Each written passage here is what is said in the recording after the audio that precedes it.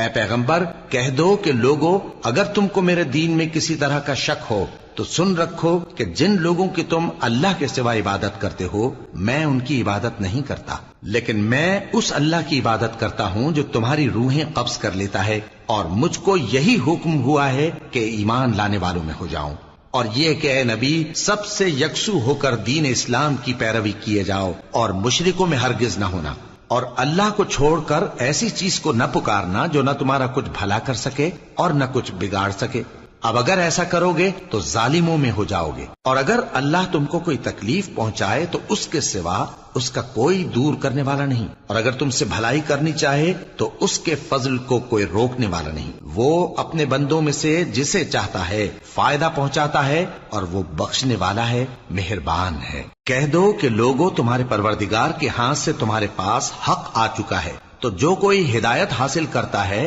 تو ہدایت سے اپنے ہی حق میں بھلائی کرتا ہے، اور جو گمراہی اختیار کرتا ہے تو گمراہی سے اپنا ہی نقصان کرتا ہے، اور میں تمہارا وکیل نہیں ہوں۔ اور اے پیغمبر تم کو جو حکم بھیجا جاتا ہے اس کی پیروی کیے جاؤ اور تکلیفوں پر صبر کرو، یہاں تک کہ اللہ فیصلہ کر دے، اور وہ سب سے بہتر فیصلہ کرنے والا ہے۔